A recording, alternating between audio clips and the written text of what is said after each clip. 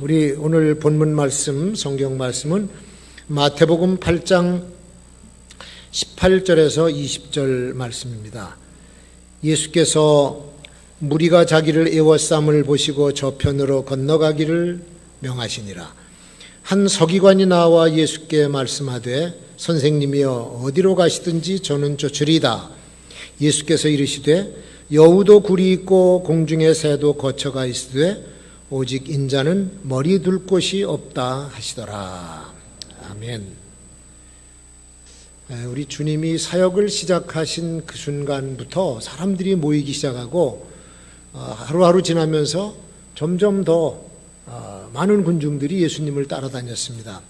아마 예수님께 병 고침 받은 사람이 동네 다니면서 소문을 냈을 테고 또 설교 들은 분들이 예수님에 대해서 많은 사람들에게 얘기했기 때문에 몰려들었겠죠.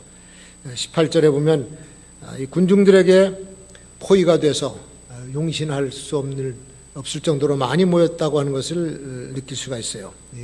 마치 연예인 주변에 광팬들 모이던 것처럼 사람들이 많이 모였습니다. 그래서 제자들한테 여기 사람들이 너무 많으니까 갈릴리 저편으로 건너가자. 그렇게 이제 말씀합니다. 그 많은 사람들이 왜 예수님을 따라다녔을까? 물론 병 고침을 받고자 따라다녔을 테고, 또 어떤 사람들은 예수님이 기적을 일으킨 것을 구경하고 싶어서 온 사람들도 있을 테고, 또 다른 사람들 차례가 아직 안 끝나서 그 이튿날 온 사람도 있을 테고, 그래서 계속 사람들이 불어나기 시작하는 거예요. 요한복음 6장에 보면 베세다 광야에서 예수님 설교 듣다가 배가 고파서 떡을 얻어먹어요. 그 오병이어의 기적을 본 사람들이 그 다음날에도 예수님한테 떡 얻어먹으려고 왔다가 갈릴리로 건너가셨습니다. 그 반대편으로 갈릴리 호수. 거기까지 따라가서 주님을 만나서 어떻게 여기 오셨습니까? 하니까 주님이 6장 26절 27절에 이렇게 말씀하세요. 내가 진실로 진실로 너희에게 이르노니 너희가 나를 찾는 것은 표적을 본 까닭이 아니요 떡을 먹고 배부른 까닭이로다. 떡을 먹고 배부른 까닭이로다. 썩는 양식을 위하여 일하지 말고 썩지 않는 양식을 위하여 하라. 이 양식은 인자가 너희에게 주리니 인자는 아버지 하나님의 인치신 자니라. 떡 먹으러 온 사람들이에요. 그러니까 육신적인 어떤 욕구를 만족시키기 위해서 예수님을 따라다녔던 사람들도 상당히 있었다 그런 얘기입니다. 근데 오늘 보니까 특별한 신분의 사람이 하나 소개가 돼요. 서기관. 한 서기관이 예수님을 찾아와서 어디로 가시든지 따르겠습니다. 제자 되겠다는 얘기죠. 이 서기관은 당시 유대 사회에서는 상당히 높은 지위의 사람입니다. 권위가 있고 위치도 있는 사람이고 바리새인과 또 이 서기관을 같이 묶어서 얘기를 할 때가 있고 공의회 의원들과 같이 이 자리에 했던 그런 사람들입니다. 신분이 상당히 높은 사람인데 이 사람들이 주로 예수님을 비방하고 비판을 하고 반대를 했어요. 그런데 그 서기관이 예수님을 따르겠다라고 고백하는 거는 이거는 아주 이례적인 얘기고 놀라운 얘기죠. 어디로 가시든지 내가 따르겠습니다. 예수님의 제자가 된다고 하는 것이 자기 부정을 하는 길이고 희생하는 길이고 고생하는 길이고 봉사하는 길인데 아마 그거를 알았는지 몰랐는지 예수님의 제자가 되겠다고 하는 거예요. 그러니까 예수님께서 긍정도 부정도 안 하세요. 그리고 자기 자신의 얘기를 하는 겁니다.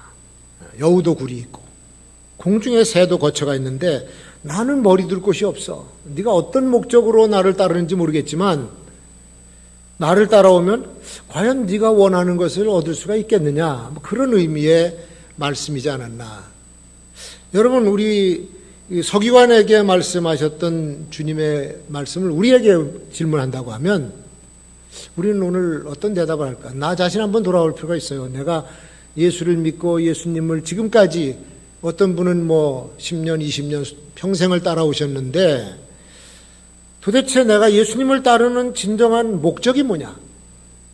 오늘 여기 와서 다시 한번 우리가 생각해 볼 필요가 있다고 봅니다. 무엇을 염두에 두고 따르겠느냐? 오늘 이 짧은 예수님의 말씀 속에서 우리가 아주 중요한 교훈을 받게 돼요. 첫 번째가 여기 보면요, 예수님은 지금 세상 사람들이 소유하고 싶어하는 것, 그들이 갖고 싶어하는 것에 대해서는 별 관심도 없고 의미도 두질 않아요. 그걸 볼 수가 있습니다. 예수님은 사람들이 좋아하는 것을 그걸 얻으려고 세상에 오신 분이 아니시기 때문에 세상 사람들의 관심과는 전혀 다릅니다. 그럼 세상 사람들이 도대체 뭘 갖고 싶어 하느냐? 출세해서 남보다 좀 더 좋은 조건에서 높은 위치에서 밑에 가서 섬기는 것보다는 위에서 좀 지배하는 삶을 살고 싶어 하고, 남들보다는 고개를 좀 쳐들고 살고 싶어 하는 그런 삶을 꿈꾸고 있지 않겠습니까? 한 번 왔다 가는 인생인데 남의 밑에서만 살아서 되겠느냐? 치이고 눌려서 그렇게 살 필요가 있겠느냐? 그런데 다들 그 생각해요. 근데 그런 삶이 어디 쉽습니까? 뜻대로 됩니까? 그렇게 되는 것이 쉽지 않은 거예요. 그러니까 다 출세하고 싶지만 다 되는 것이 아니에요. 내 마음과 내 뜻대로 되는 것이 아닌 것이죠. 그래서 자기 나름대로 수단 방법 다 활용하고 노력도 하고 애도 써보지만 그게 그렇게 잘 안 됩니다. 서기관도 보다 나은 삶을 찾기 위해서 아마 따르려고 했을 겁니다. 주님을 만나 뵙고 보니까 따를 만한 분이다라고 하는 어떤 강렬한 인상을 가졌든지 아주 힘든 결정을 한 거예요, 이 사람으로서는. 주변에 모여드는 수많은 군중들을 보니까 야, 저 정도로 저분이 영향력이 있구나. 아니면 기적을 베푸시는 걸 보면서 야, 저거 어떻게 되는 건지 한번 배워보고 싶다. 이런 어떤 다른 의도에서 동기에서 따르려고 그랬을는지 모르겠지만 예수님의 대답을 듣고서는 머리 한 방 맞은 것처럼 띵한 거예요. 나는 아무것도 없는 사람이야. 나를 따라오면 네가 원하는 것을 얻지 못할지도 몰라. 그리고 때에 따라서 노숙도 해야 되고 음식이 없어서 굶을 수도 있어. 그래도 따르겠느냐, 그런 의미겠죠. 자, 예수님은 이 서기관이 기대하는 그런 것들을 얻으려고 오신 분은 아니다. 만약에 지위와 권세를 얻고자 하셨으면 왜 마국간에서 나셨어요? 왕궁, 화려한 왕궁에서 왕족, 적어도 왕자로는 태어나셨어야죠. 만왕의 왕 되신 예수님이 세상을 구원하러 오셨다고 하면 권세를 가지고 권력을 갖고 싶어 하시면 당연히 왕궁에 오셨어야 됩니다. 근데 출생 장소 전혀 뜻바뀌고, 신분도 아주 형편없는 신분이고, 또 돈을 원하고 재물을 소유하고 싶으셨으면 재력가의 집안에서 태어나셨어야죠. 비즈니스를 배우고 어릴 때부터 특별 교육을 받고 유학을 해서 MBA 공부도 하고 30대에서 부친의 집에서 회사에서 상무, 전무, 사장, 부회장을 거쳐서 아버지의 기업을 이어받아 승계를 해야 되죠. 그 길을 택해야 돼요. 지금 우리 사회에서 대부분 그런 모습으로 기업들의 2세, 3세들이 자기 아버지의 기업을 승계받지 않습니까? 기업뿐만이 아니에요. 무슨 연예계를 봐도 그렇고 스포츠계를 봐도 각계각층에 보면은 다 그 2세들이 자기 아버지, 어머니의 그 뒤를 이어가면서 배우도 하고 가수도 하고 그런 걸 볼 수가 있어요. 스포츠도 하고. 그러니까 기회가 그렇게 주어진 사람들은 잘 풀려나가는데 기회가 없는 사람들은 자기 노력으로 해야 됩니다. 열심히 노력해야 되고 밤새워 가면서 공부도 하고 훈련도 하고 스펙도 쌓고 자격증도 여러 개 가져야 그나마 그래도 좀 세상에서 인정을 받는. 실력으로 안 되면 인맥을 통해서, 인맥도 안 되면 뇌물을 써가면서라도 세상 사람들이 줬다고 하는 그 자리와 그 재물과 명성을 얻으려고 그러는 거예요. 근데 예수님은 전혀 그거와는 상관도 없이 관심도 없었어요. 무슨 당신 명의로 된 부동산이 있습니까? 예금 통장이 있습니까? 유대 사회에서 그래도 고개 쳐들고 다니려면 사내들에는 공의회의 의원 정도는 돼야지. 회당장 정도는 된다. 무슨 단체의 대표가 된 것도 아니고 회장 직책도 없고 자서전 한 건 쓴 것도 없고 트로피, 상장, 감사장 하나도 없습니다. 그야말로 이름도 빚도 없이 무명주의로 살았던 분이 예수님이십니다. 우리가 주님을 따르는 목적, 이런 세상적인 것이었다면 이 시간에 우리가 다시 한번 이 말씀을 읽으면서 생각을 해봐야 되지 않겠나. 내 기대와 내 관심은 주님의 기대와 주님의 관심과는 전혀 다를 수가 있다. 그런 얘기죠. 나는 물질의 축복을 원했는데 주님은 물질을 거두어 가셔. 그 대신 고난을 이겨내는 힘을 부여해 주실 수도 있어. 나는 건강한 몸을 원했는데 그분은 건강을 약하게 만들고 오히려 기도하는 무릎을 강하게 만들어 주실 수도 있어요. 참 어여쁘고 아리따운 여인이 젊은 날에 미모를 가지고 참 꿈을 키워서 살고 싶어 했는데 갑자기 사고를 당해서 얼굴이 화상을 입어 얼굴이 일그러진 사건 있지 않습니까? 우리 이지선 씨 같은. 근데 얼마나 낙심했겠어요. 자살하고 싶어 하고. 그런데 나중에 하나님의 뜻을 깨닫고 그 밝은, 다 얼굴은 일그렀지만 마음은 정말 그 어여쁜 젊은 시대의 그런 아름다운 마음으로 절망에 빠진 사람들에게 소망의 메시지를 주면서 살아가고 있습니다. 전혀 기대와는 다른 방면으로 하나님께서 인도하실 수가 있는 거죠. 그래서 서기관이 따르겠다 했을 때 여우도 굴이 있고 새들도 거처가 있는 난 없어.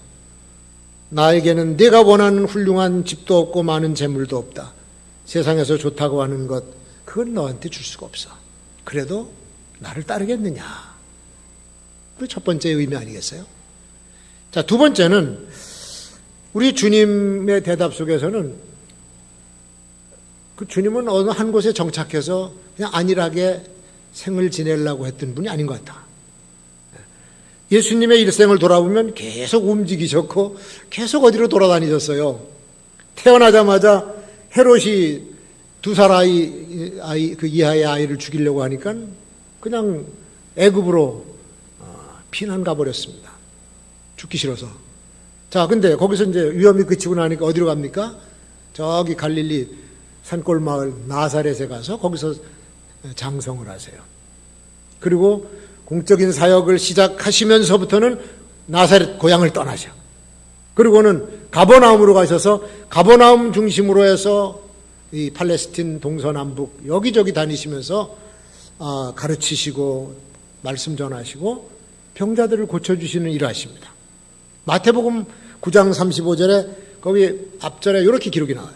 예수께서 모든 성과 촌에 두루 다니사 성읍과 촌, 도시와 시골을 두루두루 다니시면서 유랑민처럼 사셨다 그랬어요. 정처가 없었습니다. 돌아가실 때까지. 여러분, 우리 사람들은요, 옛날이나 지금이나 이렇게 생활 환경 자주 바뀌는 걸 좋아하질 않아요. 어느 지역에 이사 가서 정착하기까지 상당한 시간이 걸려요. 저도 여기다 이사 갔더니 1년이 지났습니다. 1년만 4, 5개월 됐는데 아직도 헷갈려. 네. 주위의 생활 환경에 따라서 자기의 생활 패턴을 바꿔줘야 되고 도시 생활하다가 시골로 가든지 반대로 시골 살다가 도시로 오든지 한동안 사귀었던 친구도 없어지고 이웃도 새 이웃을 만들어야 돼요. 성격이 좀 활발하고 외향적인 사람이면 빨리빨리 사귀지만 그렇지 못한 사람은 친한 이웃 하나 만들기 엄청 힘듭니다. 그래서 한동안 바뀐 그런 환경 속에서 착각을 할 때도 많이 있어요. 제가 목회 생활하면서 또 선교사 활동하면서 도대체 얼마나 이사를 했나 한번 따져봤어요. 손을 꼽아봤어요. 빠진 데도 있겠지만 대충 따져보니까 한 20번 이사했더라고. 그 20번 이사한 동안에 뭐 가구도 부서지고 긁히고 막 그런 일도 생겼죠. 그러니까 멋 모르고 다녔어. 젊었을 때는 멋 모르고 다녔는데 생각해 보니까 우리 애들이 얼마나 힘들었을까 그런 생각을 해요. 친구 생길만 안 하면 옮겨가고. 더군다나 이게 외국까지 가서 사는 거는 그야말로 문화 충격입니다. 이거는. 그리고 또 돌아와서 한국에 다시 정착하는 게 더 큰 충격이에요. 갑절로 힘들어요. 그래서 선교학에서 그걸 얘기합니다. 이걸 리버스 컬처럴 쇼크라고 해요. 다시 돌아온 문화 충격이 가서 겪는 것보다 갑절히 힘들다는 거예요. 특별히 연세 드신 분들이 환경을 바꾸면 그 스트레스가 아주 많습니다. 그래서 이사 가는 것, 물건 버리는 것, 의식주 변경시키는 것 신중하게 고려해야 된다라고 하는 말을 하더라고. 살던 곳에 늘 있어야 되고, 쓰던 물건 그냥 옆에서 있어서 써야 되고, 만나던 사람들 만나야 되고, 먹던 음식들 먹어야지. 이게 조금 바뀌면요 헷갈려요. 이게 몸이. 그리고 적응하기가 힘들어요. 그러니까 병도 생기고 하기 때문에 우리 나이 많이 들게 되면 이제 버리지 못하는 거야. 옛날 쓰던 옷 하나도 제대로 못 버려요. 근데 우리 주님은 처음부터 끝까지 두루두루 다니시면서 천국 복음을 전하셨다. 여우굴과 같은 집도 없고 새들도 둥지가 있는데 정처 없이 다니시기만 해서 왜? 가야만 거기 건질 영혼들이 있기 때문에 다니신 겁니다. 그렇게 다니시면서 남의 집에서 묵어가시고 음식도 얻어 드시고 남의 배도 타면서 항해도 하시고 남의 나귀를 빌려 타고 다니시고 그러면서도 굶주려서 비틀거린 적이 없어요. 마태복음 4장에 시내산 그 시험산에서 마귀에게 시험받은 40일 동안 금식한 것 외에는 굶으셨다라는 말도 없어요. 아파서 의원 찾아간 적도 없고 돈 빌리러 은행에 간 것도 없고 경비는 누가 줬는지 하여튼 가론 유다가 다 맡아서 관리를 했고 음식이 생기면 제자들하고 많든지 적든지 같이 나눠서 드셨고 베세다 광야에 5,000명 먹이실 때도 돈이 많아서 식량 사다가 먹이지 않았습니다. 때마다 심하다.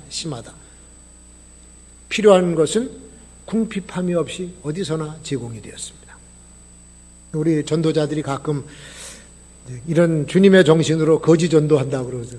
돈도 안 가지고 전도하러 가기도 하고 그래요. 순례 전도도 하고. 그건 예수님이 아니에요. 예수님처럼 철저하게 몸만 다니면서 사역한 사람은 없을 겁니다.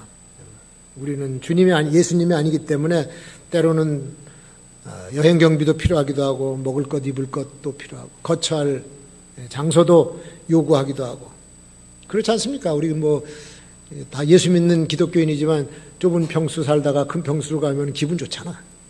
음식도 좀 더 맛있는 거 먹으면 더 많이 먹고. 주님은 그런 것에 큰 관심이 없었다. 인자는 머리 둘 곳이 없느니라. 짧은 한마디에 나는 세상에 편히 정착하고 안일하게 있으려고 온 것이 아니다 라고 하는 것을 말씀해 주는 겁니다. 자, 그리고 세 번째, 우리 주님 보시는 세상의 그 어떤 중대사, 사람들이 생각하는 중대사, 가정의 중대사, 그런 것까지도 큰 관심을 두지 않으셨어요. 그 뒤에 이제 21절에 보면 우리가 안 읽었습니다만 제자 중에 한 사람이 부친상을 당했어. 아버님이 돌아가셨어요. 그러니까 예수님한테 제가 아버님의 장례식을 치르고 돌아와서 주님을 따르겠습니다. 그렇게 얘기를 해요. 근데 주님께서 그거 신경도 안 쓰십니다. 여러분 가족사에서 결혼식이라든지 무슨 첫돌잔치, 그 다음에 자녀 입학식, 졸업식, 결혼기념일, 환갑, 칠순, 팔순, 은혼식, 금혼식, 회혼식 다 찾아서 합니다만은 그 모든 가족사 중에서 제일 중요한 게 뭡니까? 장례식이에요. 장례식만큼 중요한 가족사는 없어. 한 제자의 가정에 중대사가 발생하는데 예수님의 대답은 당사자에도 그렇고 주위 사람들에게 충격적인 대답을 했어요. 죽은 자들로 저희 죽은 자를 장사하게 하고 너는 나를 쫓으라. 부친의 장례도 치르지 말고 예수님을 따르는 제자가 되라. 그런 얘기 아니겠어요? 우리나라 정서로 보면 불효막심한 자식이죠. 아주 온 동네가 욕을 할 그런 대답을 지금 하신 겁니다. 자, 여러분, 예수님이 아버지에게 효도 그만두고 나를 따르라, 그런 뜻으로 이거 말씀하셨을까요? 이거 문자대로 또 하는 사람이 있어. 정신 나간 사람. 집에 이런 큰일이 벌어졌는데 나 교회 가서 기도해야 된다고 나오는 사람 있어요. 예수님께서 그런 의미로 하신 말씀이 아닌데 너무 순진한 건지 바본지 그런 뜻이 아니죠. 이게 예수님의 이 말씀의 뜻을 잘 깊이 좀 행간도 읽어가면서 깊이 생각을 해야 돼. 죽은 자에게 마음을 다 뺏기고 영원 생명의 주를 따르는 마음이 하나도 없다. 그러면 어떻게 나를 따르는 제자가 되겠느냐? 그런 의미 아니겠어요? 제가 오래전에 그 어떤 인도 선원의 캐빈에 한번 들어가 봤습니다. 갔더니 얼굴이 어둡고 늘 그냥 슬픈 기색이야. 근데 보니까 요만한 사진 하나, 자기 딸 사진을 붙여놨는데 이게 9살 때 죽은 딸이래. 딸 사진을 거기다 붙여놓고 밤낮으로 들여다보면서 죽은 지 해가 지났는데도 그 슬픔을 벗어나지 못하고 그냥 거기 매여 있어요. 아빠의 심정은 이해가 가지. 근데 언제까지 그렇게 슬퍼하고만 있겠느냐. 그래서 제가 그랬습니다. 그 사진 떼라. 떼서 저 서랍 속에다 깊이 넣어두고 잊어버려. 죽은 사람에게 다 마음 뺏기고 나면 살아가는데 엄청난 지장이 있어. 하물며 예수님을 따르는데 거기 계속 매여 있으면 주님을 따를 수가 있겠습니까? 우리는 천국을 향해서 가는 천국 순례자들입니다. 주님께서 우리를 이끌어가고 계시고 순례자로 따라가는 사람들이에요. 그런데 가다 보면 세상에서 당하는 희로애락이 다 있어. 성공과 실패도 경험을 해. 아픔도 있고 슬픔도 있어. 집 안에서나 바깥에서나 다 있지 않습니까? 거기 걸려서 천국 순례의 길로 나가지 못하면 엄청난 비극이죠. 지금 코로나 때문에 우리가 모이지 못하는 것도 똑같은 조건입니다. 여기 매여 있으면은 앞으로 나갈 수가 없어요. 부친의 장례식이 중요하지만 거기만 매여 있을 수 없다 그런 얘기입니다. 세상의 아픔과 슬픔 세상에 묻어두고 세상의 죽음도 세상에 묻어두고 우리는 주님을 따라서 천국 순례의 길로 힘차게 전진하면서 나가야 될 줄로 믿습니다. 역병이 우리를 발목을 잡아도 우리는 끌고 가야 돼요. 이거를 살다 보면 나도 모르는 사이에 삶의 무게가 하나씩 등짐에 지워져 미처 내려놓지도 못했는데 또 다른 짐이 지워져. 그러니까 노래가 나오잖아. 등에 짊어진 삶의 무게가 내 마음을 아프게 하고 매일 해결해야 하는 일 때문에 내 시간도 없이 살다가 그렇게 평생을 사는 거예요. 그렇게 살다 보면 주님의 발자취가 보이질 않아요. 우리 예수님 잘 따라가다가 신앙생활 잘하고 기도생활도 잘하고 그러다가 시시때때로 세상에서 좋다고 하는 것이 생기면 그걸 따라서 곁길로 가요. 이제 주님 여기 잠깐만 기다리세요. 그리고 거기다 세워놓고 그리고는 여기저기 다니면서 세상에서 좋다는 거 이것저것 다 끌어안고 와. 잔뜩 끌어안고 와가지고 이제 자랑해요. 주님 앞에서. 주님 이거 좀 보세요. 이거 제가 얻어온 이거 명예, 지위, 재물, 권세 이거 얼마나 좋은데요. 얼마나 좋아요. 주님은 관심도 없어. 그냥 힐끔 쳐다보고 아무 말씀도 안 하시고 그냥 씩 웃고 야 딴짓 하지 말고 어서 가자. 딴짓 하지 말고 어서 가자. 세상이 좋다고 하는 모든 것들이 다 주님께는 별 흥미가 없는 것이에요. 오늘 이 말씀 속에서 여러분 주님의 관심, 주님의 흥미를 좀 아셔야 돼요. 현대 문명이 엄청나게 발달했습니다. 세상 살기 진짜 편해졌습니다. 요새 새로 짓는 집들은요, 아파트들 보면은 전에 지었던 것을 보완해요, 다. 요게 불편하다 그러면 다시 보완해서 또 줘. 그래서 새로 짓는 집들이 점점 좋아지는 거예요. 그전에는 가전제품 다 사가지고 돌아다녔는데 요새는요, 냉장고도 다 넣어주고 다 해줘. 식기 세척기까지 싹 넣어주고. 거기다가, 그 모든 가전제품에 또 AI 기능까지 집어넣어가지고 밖에서도 작동을 해. 휴대폰으로다가 세탁기도 돌리고 다 하지 않습니까? 자동차는 이제 기름 안 넣고 배터리로 다닐 거예요. 그리고 택배는 드론으로 하늘로 떠서 옵니다. 택시도 드론 택시가 곧 나올 거예요. 불과 몇 년 내로 다 우리가 볼 수 있는 것들. 엄청나게 발전. 이런 문명이 이렇게 초고속으로 발전하고 있는데 주님은 하나도 관심이 없어 거기에. 우리가 관심 있지 주님은 관심이 없어요. 모든 사람들의 시선이 그쪽으로 향하고 관심이 거기 쏟아지고 있을 때에도 주님은 관심이 없어요. 그래서 그리스도인들은 이제 주님을 바라봐야 되는 거지. 믿음의 주요 또 온전케 하시는 예수를 바라보자. 히브리서 12장 2절에 있잖아. 따라 합시다. 믿음의 주요 온전케 하시는 예수만 바라보자.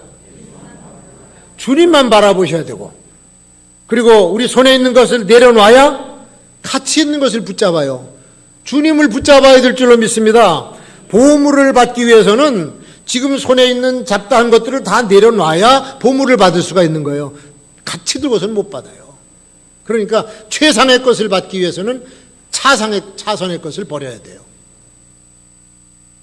잔뜩 끌어안고 있는 것 가지고 있다 나중에 진짜 좋은 영원한 가치가 있는 것을 놓쳐버리면 그것처럼 바보스럽고 인생 헛산 사람이 없지. 주님께서 인도하시는 일은 영원한 생명의 길인 줄로 믿습니다. 지금 비록 내 눈에 아무것도 안 보이고 증거가 안 보여도 믿음을 가지고 따라가면 그 나라가 우리의 기업이 될 줄로 믿습니다.